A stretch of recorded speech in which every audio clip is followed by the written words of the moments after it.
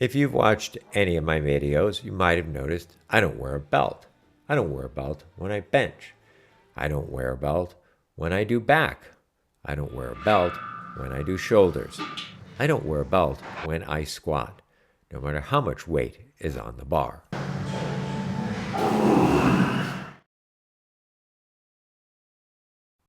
The reason I don't wear a belt starts with the fact of how the belt is worn. It has to be worn above the pelvis, which also puts it above the lower lumbar spine area, which is what receives the greatest load and stress when doing squats and deadlifts. The second problem for me has to do with what a belt actually does when you're wearing it. This is a classic old style belt that was around in the 70s when I was a kid, and you can see it's 2 inches in the front, 4 inches in the back. Now, in the 70s, powerlifters started to figure out they could lift more weight if they spun the belt around so the wide part was in the front. The reason they could lift more weight is because with a wide part to the front, the belt buttressed the core. It was a way to lift more weight without getting any stronger. I experienced that personally when I spun the belt around and my 1 rep max became my 5 rep max that same day.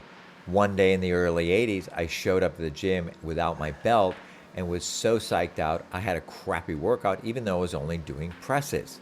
That was it for me. I decided I was going to build both the physical and mental strength to lift without relying on a belt, and I haven't worn one since. So that's a brief explanation of why I don't wear a belt. But is there objective evidence to suggest that decision is correct? Well, yes. I Googled, do weightlifting belts prevent injury, and came up with this. There is no conclusive evidence that weightlifting belts prevent injury, and some say that proper form is more important. However, some say that weight belts can help with heavy lifting.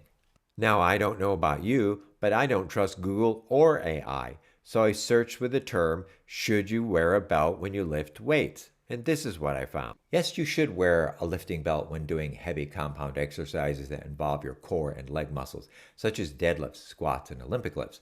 A belt can help brace your spine and create more trunk stiffness, which can reduce the risk of injury. Well, that's pretty contradictory, but it gets worse. This came up on the same search page. Some potential drawbacks to using a belt include reduced range of motion, increased dependence on the belt, potential injuries, and can negatively impact the recruitment pattern of the abdominals. Well, so much for artificial intelligence.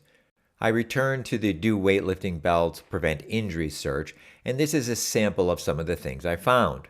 Multiple studies have shown that a weightlifting belt can improve your performance on key exercises like the squat and deadlift, but it probably doesn't reduce your risk of injury. There currently exists no evidence in the literature to suggest the use of weightlifting belts during training improves long-term unbelted performance in any way. Some studies have shown that they can help to reduce strain on the spine and promote proper lifting technique.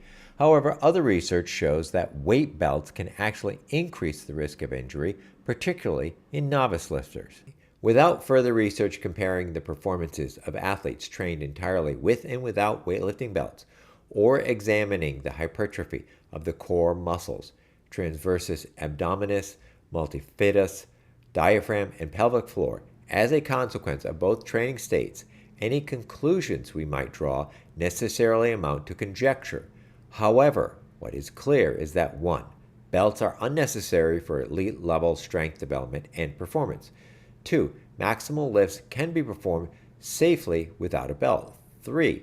Activation of the transversus abdominis and internal obliques is positively and significantly associated only with unbelted lifting. 4. Belts result in higher rates of spinal injury amongst athletes who are most practiced in their use. 5. Belts have little or no effect on power, velocity, or range of motion. And 6. Belts offer little or no advantage to untrained individuals. Now, to be fair, there were posts and articles that claimed that lifting belts did actually prevent injury, that they didn't compromise unbelted strength, and recommended their use. However, none of them in any way cited any sort of research or empirical data in support. In a lot of ways, this doesn't really seem necessary. Squats and deadlifts are perfectly natural motions. Introducing a support aid as significant as a belt is going to clearly adversely affect strength development and recruitment patterns and increase the overall stress load on the body. Second, it is a widely accepted tenet of athletic training and common sense that you would train your strength the way you expect to use your strength. But no lineman is going to be able to cinch up his belt between downs, and you're not going to run around with your belt all day long just in case you have to lift something heavy. Now, the situation is somewhat different for powerlifters and other strength athletes who can use a belt in competition.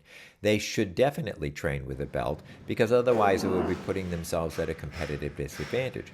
But they should also follow the advice that's been around for some years now that they take their training up to 80% without a belt so that they will develop the unbelted strength. As for everyone else, belts simply don't make sense. They compromise your strength development, they may increase injuries, they certainly don't prevent them.